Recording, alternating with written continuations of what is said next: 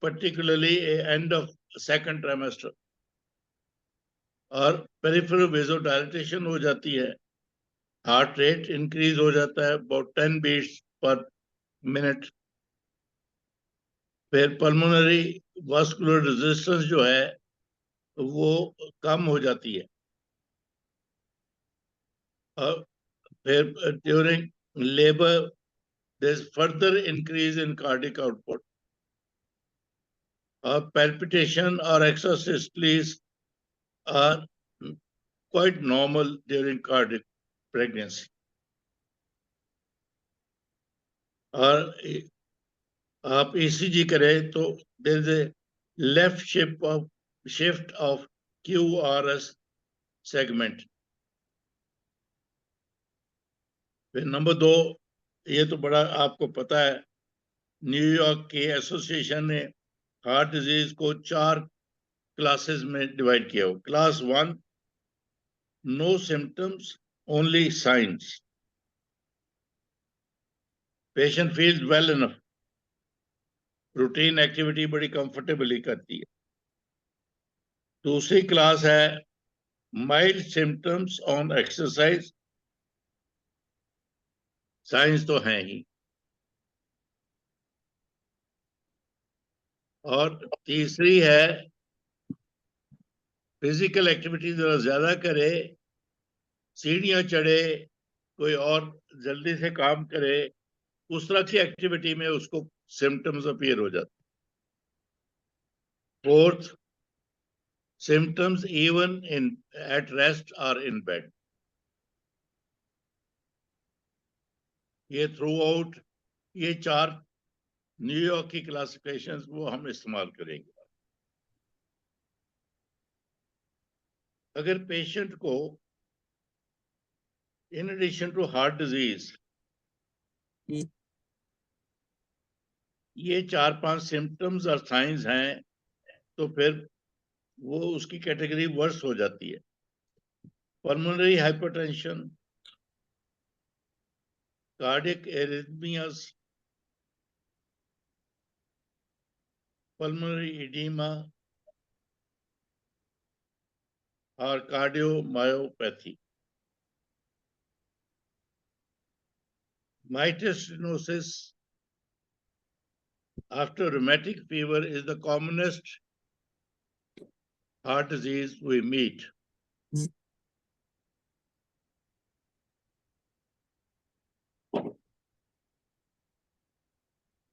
Generally speaking, general care,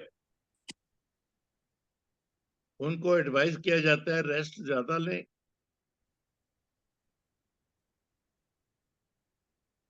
और diuretics prescribe किए जाते हैं टू रिड्यूस ब्लड वॉल्यूम, ताकि हार्ट पे लोड कम हो. और इसी तरह बीटा ब्लॉकर्स दिए जाते हैं to slow down heart rate. और अगर जरूरत हो सर्जरी ड्यूरिंग प्रेगनेंसी भी हो सकती है.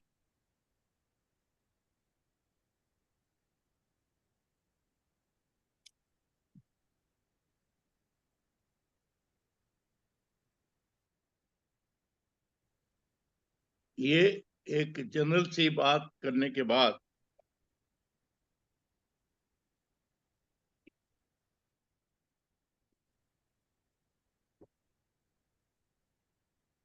अब हम आते हैं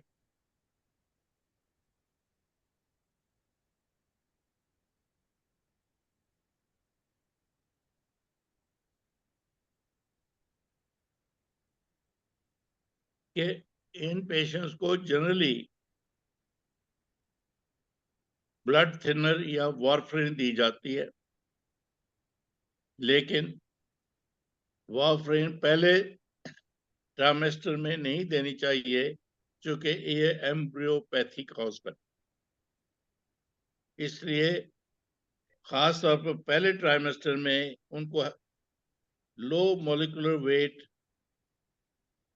हेपरिन वो देनी चाहिए as a prophylaxis.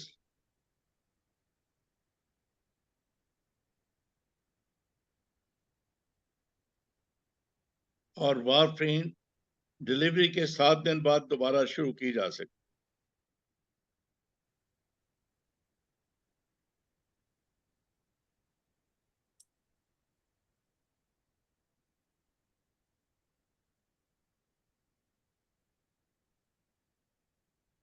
Few words about cardiomyopathy.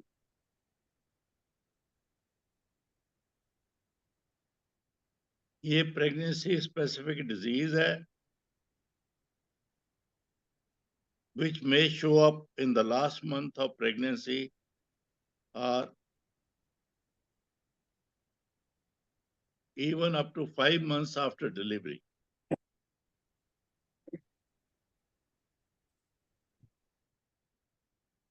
ये familial disease है. It can be inherited.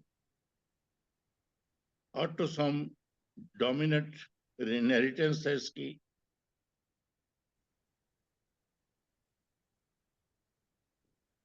और जनरली फैमिली हिस्ट्री के बेसिस पे पेशेंट के नजर रखनी चाहिए, क्लोज ऑब्जर्वेशन और अर्ली पिकअप.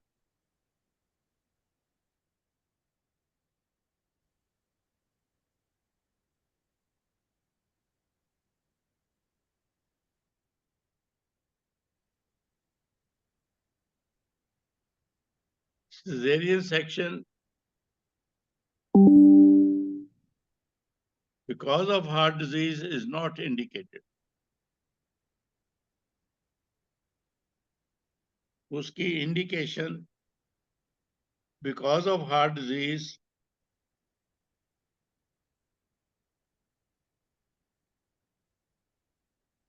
सिर्फ उन केसेस में है जहां पे कंजेनिटल हार्ट प्रॉब्लम है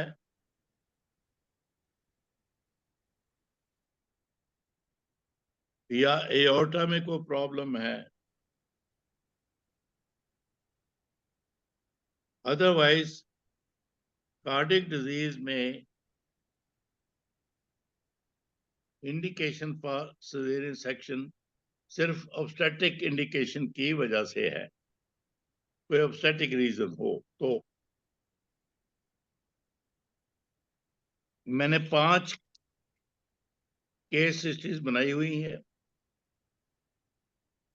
मैं कोशिश करूंगा कि वो पांचों कम से कम ब्रीफली जरूर कर लें, क्योंकि अगर हार्ट डिजीज का कोई प्रॉब्लम आपको टॉक सेशन पे आएगा, इस तरह की ही हिस्ट्री होगी जो मैंने बनाई है.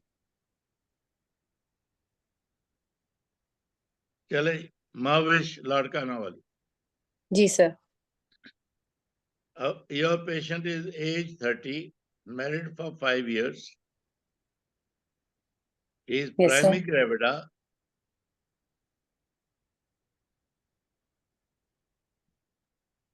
Known case of rheumatic heart disease.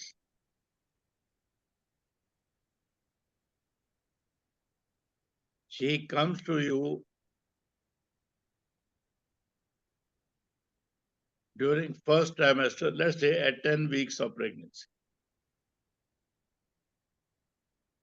जी फरमा दीजिए, आप क्या हिस्ट्री लेंगे? Okay. Assalamu alaikum, sir. My name is Dr. Mahavish Wakas. I have read the scenario and ready for the structured discussion. Sir, after introduction, building rapport, and reconfirm the details given to me, I will ask the remaining questions from the biodata. That is her educational status and her last menstrual period and the regularity of the cycle. After the एक minute इधर ही रुको. उसका education status से क्या ताल्लुक है heart disease से? You have to be relevant, focused. दोबारा शुरू करो. चलो, after mutual introduction you will ask.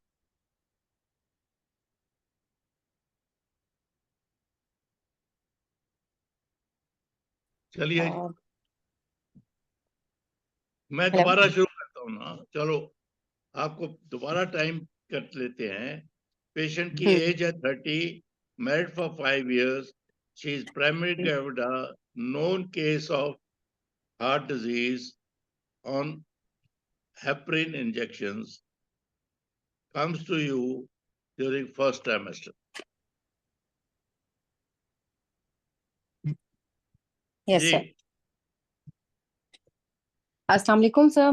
After introduction, building repo and reconfirm the details given to me, I will ask the last menstrual period of my patient and the regularity of the cycle.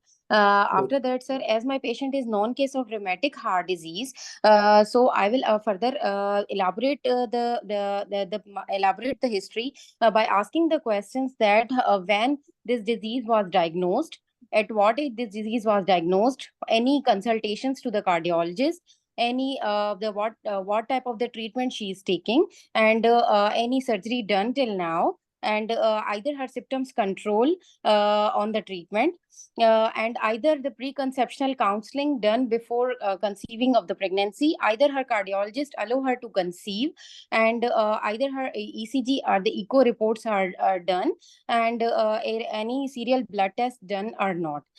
Then I will assess her for according to the NIHA class, as she has any symptoms of shortness of breath or the palpitation, and any cough or the breathlessness on lying down, any chest pain that is radiating to the left arm. Then I will further ask her any history of infection. Any history of the infections. Okay. Then, sir, I will then I will ask her that in this pregnancy, either she has either she visit to the cardiologist, then any dating scan done or not, and either this pregnancy is planned or unplanned. Then, sir, I will exclude any family history of congenital heart disease and any previous episodes of the shortness of breath. And in this pregnancy, either she suffer from any episode of the severe episode of nausea, vomiting, or bleeding, or discharge. Then after that, I will ask her about any significant comorbidity, medical history, or surgical, and either she's smoke, any family history of the congenital heart disease, and any support in the at home. Should I continue? Okay. Then after that, sir, I will do the general physical examination of my patient, in which I will look the general build, height, and weight of the patient to calculate the BMI. Then I will check the pilarness to exclude the anemia in the eyes and the palmar creases. After that, I will do the breast. I will check the vitals of my patient, in which I will check the blood pressure, and then check either pulse rate and rhythm of the pulse, either it is the regular or irregular. Then I will check the temperature and respiratory rate. Then I will do the thorough cardiovascular examination, in which I will check either the JVP is raised, or any added sounds or murmurs present, and any apex beat, its location, and the site. I will do the respiratory examination, in which I will check for any basal crepitations. Then I will do abdominal examination for any visceral enlargement or any tenderness. And then I will look for any leg pedal edema and any varicosities.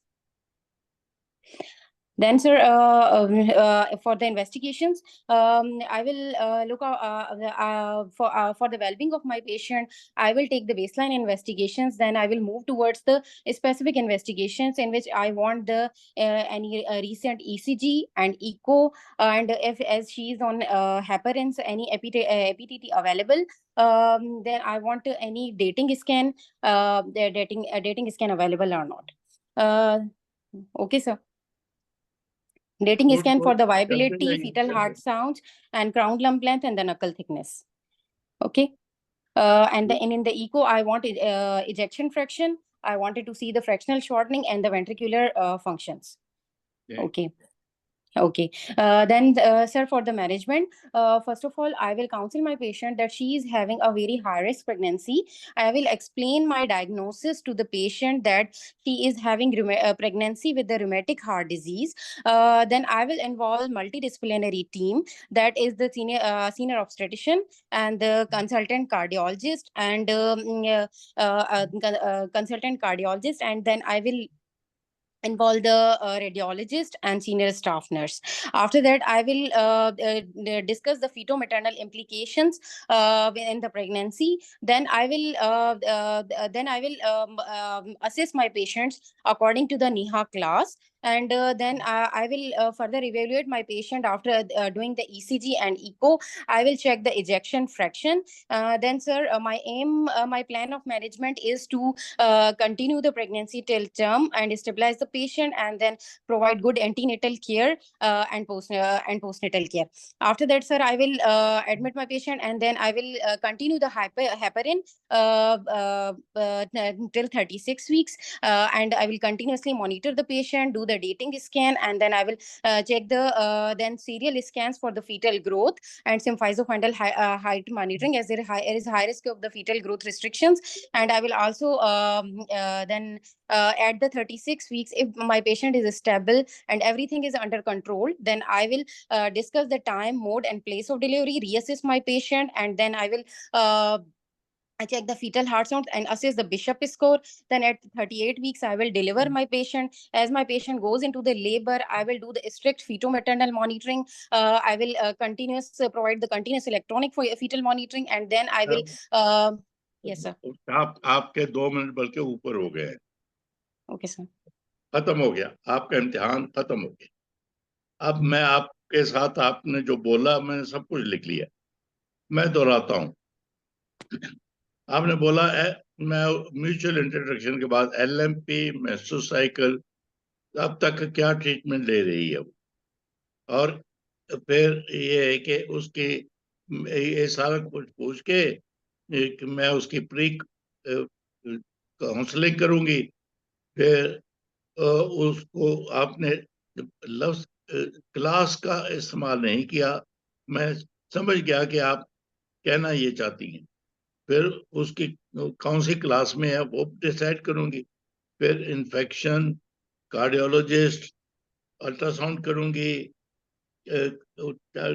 Type of disease क्या है वो देखूंगी, और comorbidity तो कोई है नहीं, smoker वो है कि नहीं, यहाँ पे हिस्ट्री खत्म हो। फिर आप आई एग्जामिनेशन करूंगी, BMI, anaemia, vital science, pulse. फिर कार्डियोवास्कुलर सिस्टम को एग्जामिन करूंगी। आपने रेस्पिरेटरी सिस्टम का नाम नहीं लिया, लेकिन सर लिया था, शायद सिग्नल इशू हो गया। चलो कहा जा सकता है। एब्डोमेन करेंगी, और यहाँ पे बोला एडीमा भी देखेंगी। एडीमा वो एब्डोमेन एग्जामिनेशन के बाद तो नहीं देखते। टेस्ट आ गया, एको, ECTG, अल्ट्रासाउंड।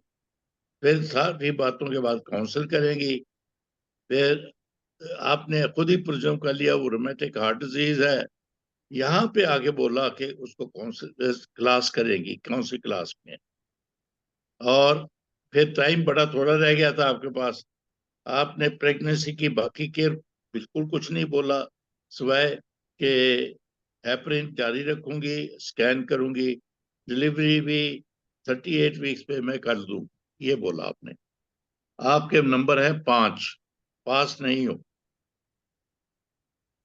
आप पास नहीं हो।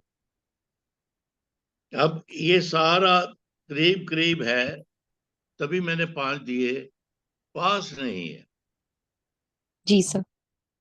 पास क्यों नहीं है कि आपका ऑब्जेक्टिव हिस्ट्री इतनी डिटेल में जो ली, ये उसमें बिल्कुल नहीं आपने पूछा कि तुम्हारी हार्ट डिजीज कौन सी है, रोमेटिक है, कंजेनिटल है, इस्केमिक है, क्या है, ये बिल्कुल नहीं पूछा।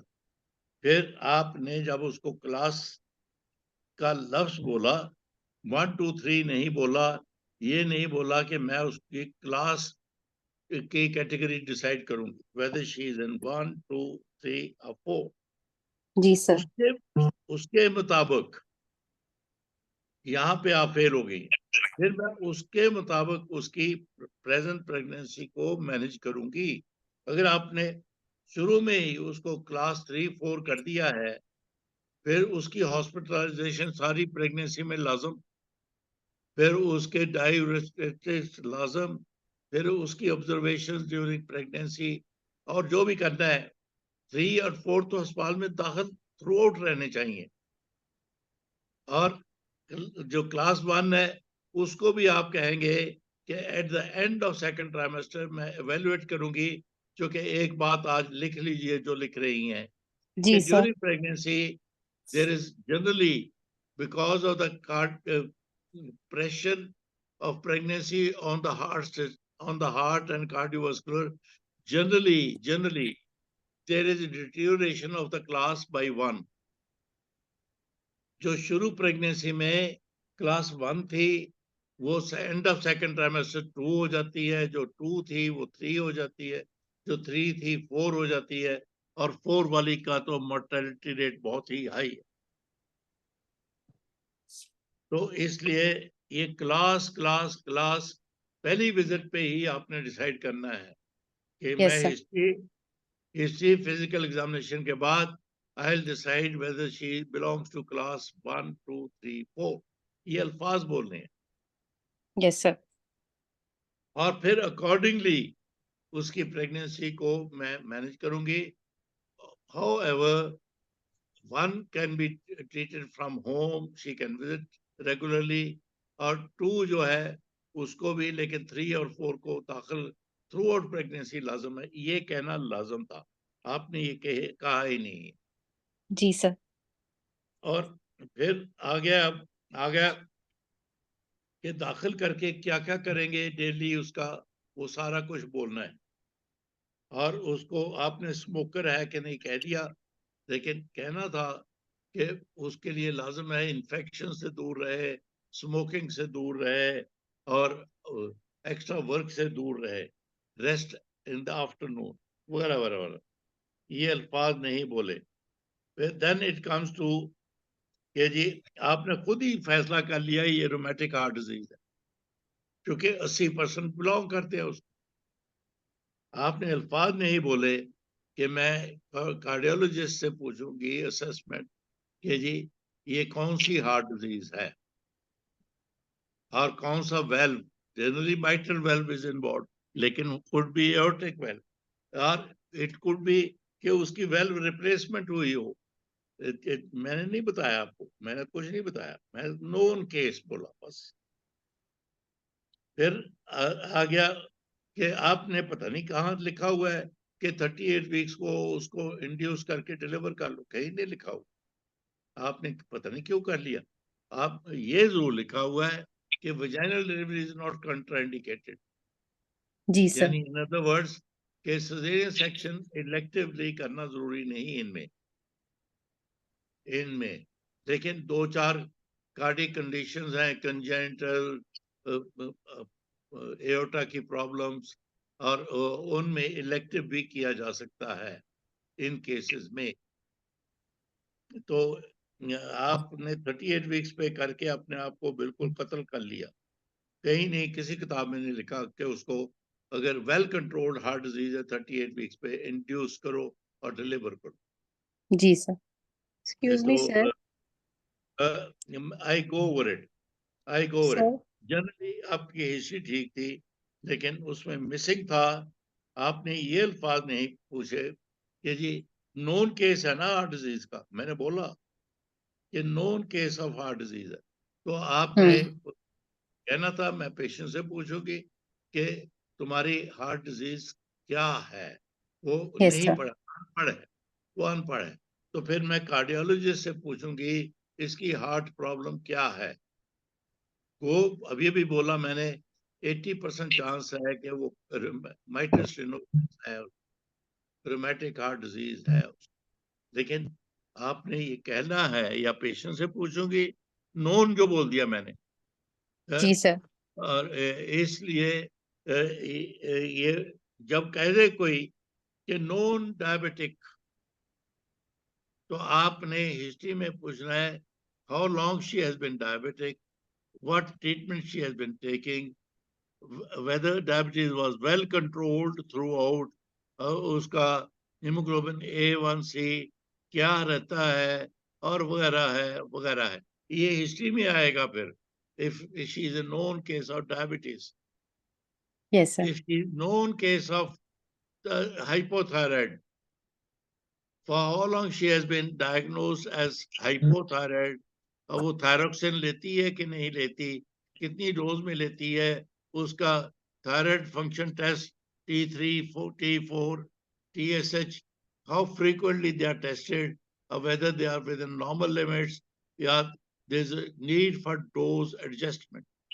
ये जी सर। नोन केस जब आपको कहा जाए, ये उसके बोलने हैं एक्सक्यूज मी कि सर, मैं जी सर आपने ये जो बताया कि आपने 38 जैसे डॉक्टर कह रही थी मैं डिलीवर करवाऊंगी, तो ये जी जो जी सेंटेंस होता है हमें किस तरह बोलना चाहिए कि I will take my patient to the हाँ क्लोज टू टर्म? पहले तो मैंने कहा ना कि जनरली स्पीकिंग पेशेंट को 36 वीक्स के बाद हॉस्पिटलाइज कर लिया जाता है और ठीक। अंडर ऑब्जर्वेशन रखा जाता है। वो ऑब्जर्वेशन में माँ की ऑब्जर्वेशन, fetus की observation, and if there is no contraindication for vaginal delivery, I'll wait for spontaneous onset of labor till 41st week, till 41 week overdue. Okay okay, ठीक ये हो गया। बोले उस पीरियड में आपको पता है कि more than 80-90% patients they go into labor by 41st week. सही हो गया सर, थैंक यू और सो मच। फिर स्पॉन्टेनियस ऑनसेट ऑफ लेबर हुआ, फिर मैनेजमेंट ऑफ लेबर आप बोलेंगी, मैं उसको एक्स्ट्रा रेस्ट लूंगी, एक्स्ट्रा सेडेशन दूंगी, लेफ्ट साइड पे लिटाऊंगी, प्रॉपर पोजीशन में लिटाऊंगी, और सेकंड स्टेप को शॉर्ट करूंगी, ये भी ये बोलना। करूंगी और वो करूंगी, बेबी को ये करेंगे बोलते ठीक हो गया, thank you sir, thank you so much. ऐसा बोलेंगे। तो Mavesh ji sir. Generally you were all right, लेकिन इससे ज्यादा फोकस होती तो आप जी पास होती, 6 नंबर जी होते आप। सर, इंशाल्लाह आई विल इम्प्रूव। और एक दो जो मिस्टेक्स हुई, जी तो सर। आई सम अप कि अगर आपको प्रेगनेंसी विद नोन, यहाँ पे मैंने बोला ना नोन कार्डियक, जी नोन सर। डिजीज हो, तो आपने हिस्ट्री में ये बोलना जरूरी है कि वो नोन डिजीज कौन सी है और उसके कितनी वो एडवांस है, जी उसका सर। क्या अब तक इन्वेस्टिगेशन और ट्रीटमेंट किया है उसने, अब क्या जी सर। मेडिकेशन पे है। ये 4 बातें लिख लीजिए। हर मेडिकल कोमॉर्बिडिटी में आपने जहां पे आ जाए known case, known diabetic, known फ्ला, तो उसमें ये बोलना है कि कब से डायग्नोसिस है, नंबर 2 क्या ट्रीटमेंट जी सर। लेती है, नंबर 3 उस जी ट्रीटमेंट के साथ कितना वेल कंट्रोल्ड है, और नंबर 4 के फिर उसके फिजिकल एग्जामिनेशन और इन्वेस्टिगेशन आप दोहराएंगे, जी जी आप दोहराएंगे कि वो खास तौर पर मेंशन करेंगे कि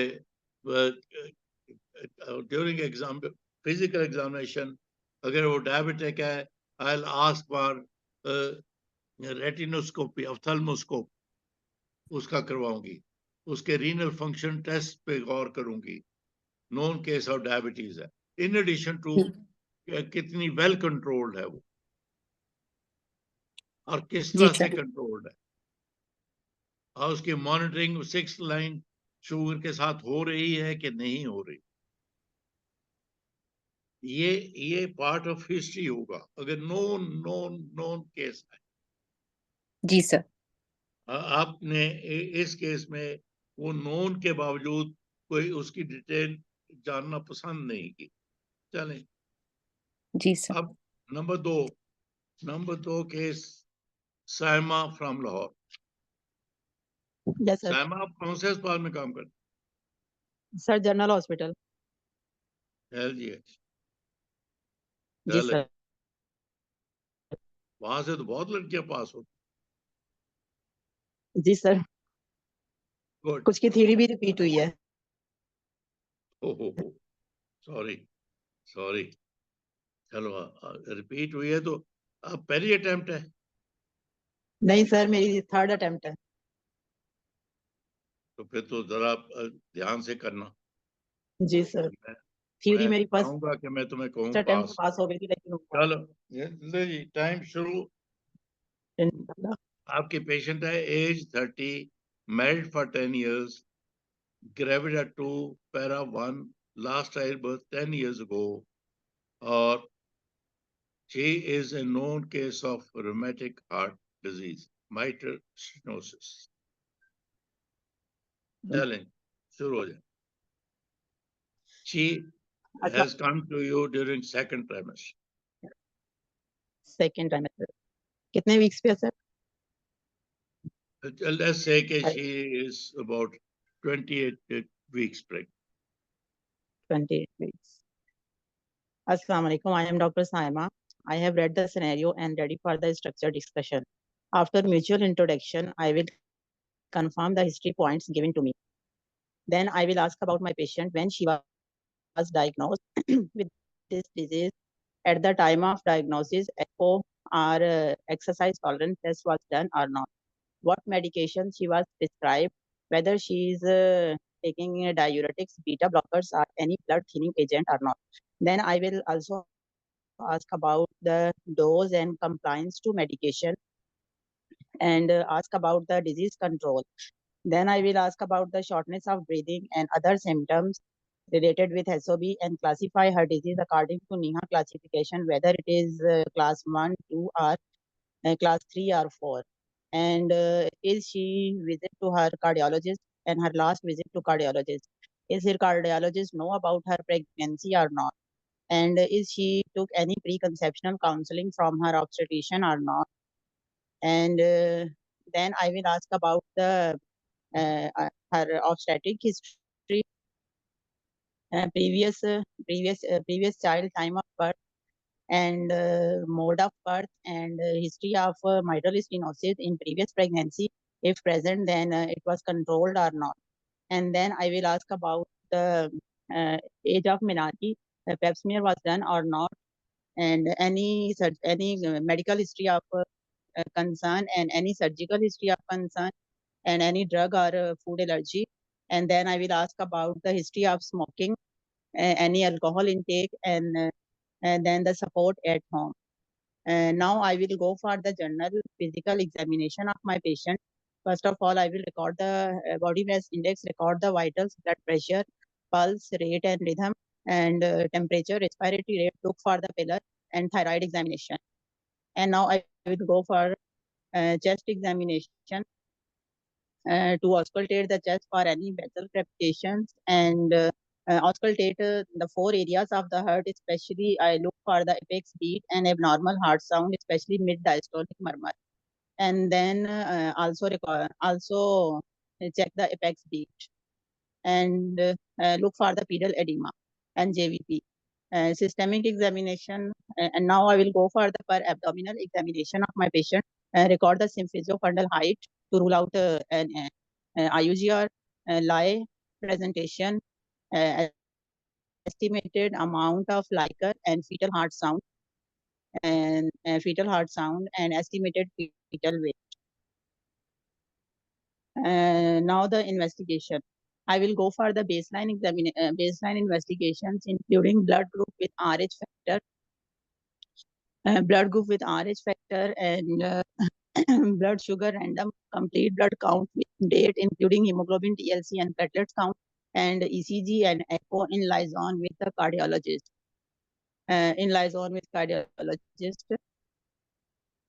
Sorry sir.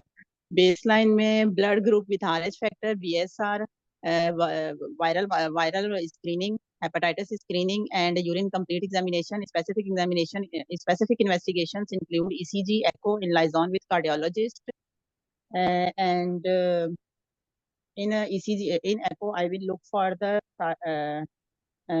the ejection fraction, and myocardial function, and presence of pulmonary hypertension.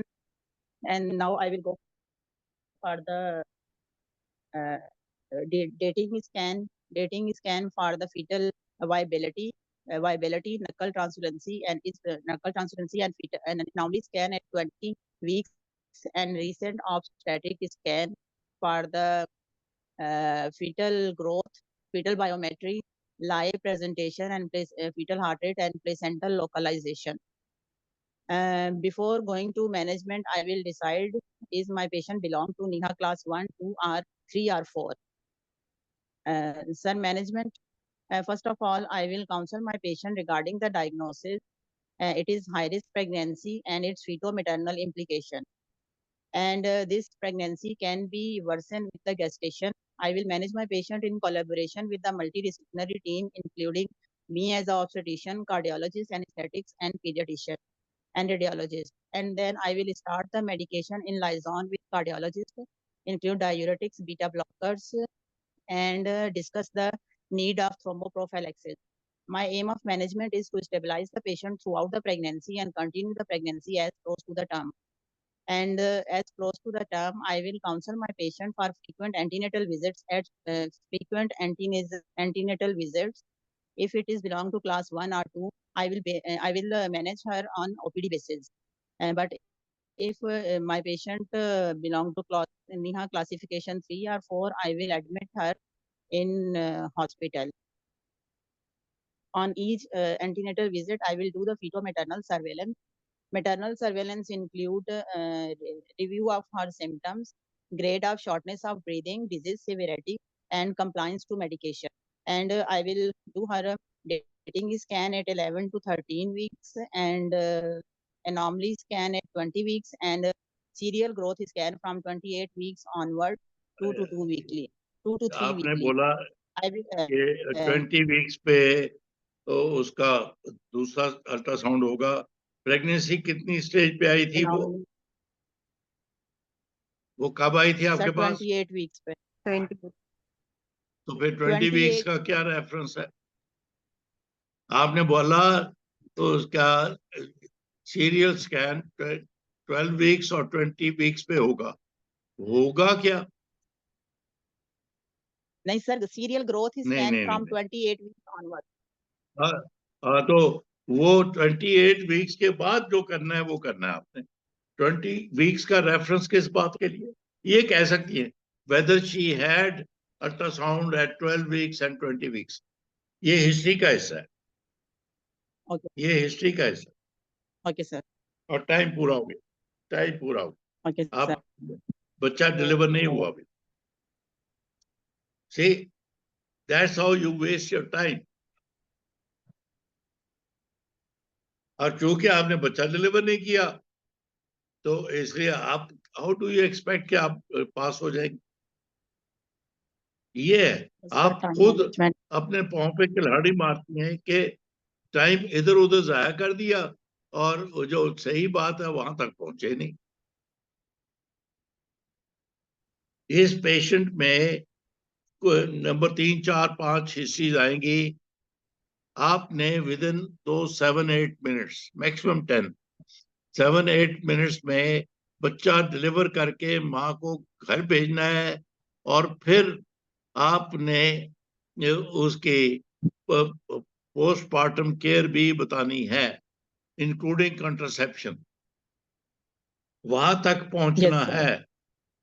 तो अननेसेसरी इंफॉर्मेशन में आप वक्त ना जाया करें।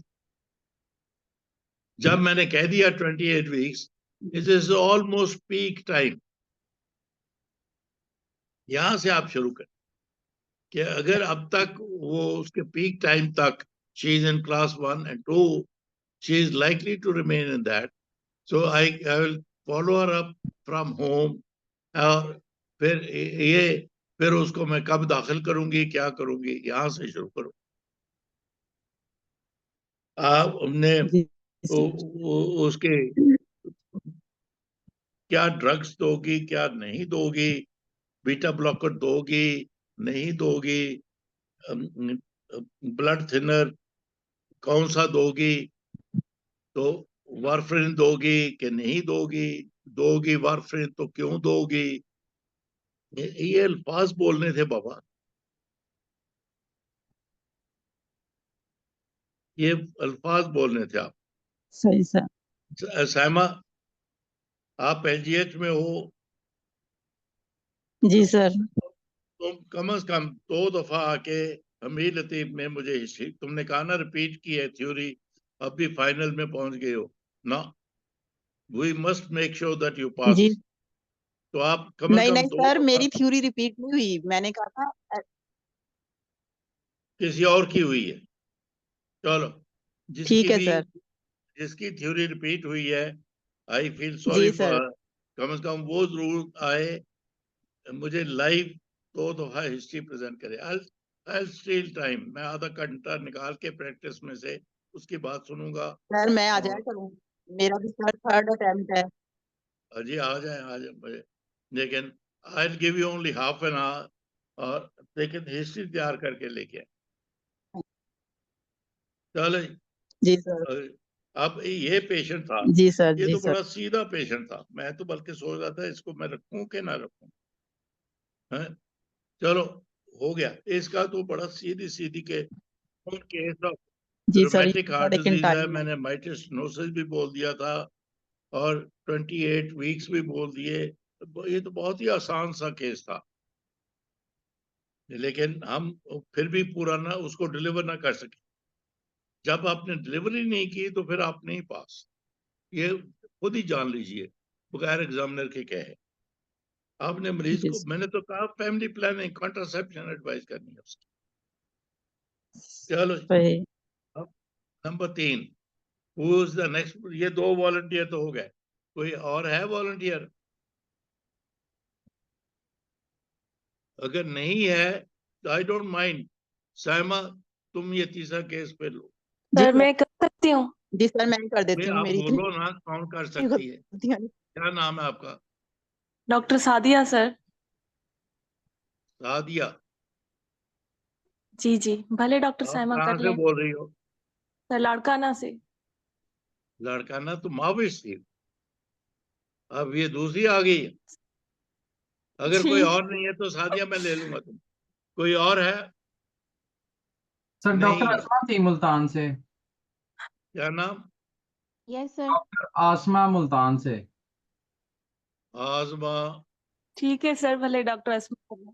हेलो। कौन आजमा है कि जी उजमा सर। है क्या? सर मुल्तान। आसमा। चलो, मुल्तान तो मैं निश्चित का पढ़ा, वो मुझे पास। चलो, उजमा या आजमा जो भी जी सर। है। ये मैंने हिस्ट्री और मुख्तसर सी कर दी। She is para 2। जी। This is her second post-operative day after cesarean section. जी सर। She complains of breathlessness. बोलो। सर हिस्ट्री फिर दोहरा दूं कि चलेगी? Sir para 2 second post op day complaint of breathlessness. After cesarean section, and you go around, she complains of ये सांस बहुत चढ़ा हुआ है, breathlessness. Yes sir. बोलिए। Sir, after mutual introduction, I will inquire further about her complaint of breathlessness, that for its duration, severity, whether it is on sitting or on walking around, ji and it's associated with ठीक बोला any Baba. is associated with any cough or fever, and uh, any history of chest pain radiating to left arm, and is this first episode or any previous episode before this, and history of any leg swelling, any chest infection, fever, and sore throat, and any previous or antenatal history of any shortness of breath and anemia, like fatigue and shortness of breath. Uh, hello sir, मेरी आवाज आ रही है? Hello जी doctor अस्मा, आपकी आ रही है, sir का शायद disconnect हुआ है। अच्छा, मैं बोलती जाऊं? सर तो आए ना। इस परिसरा जयपुर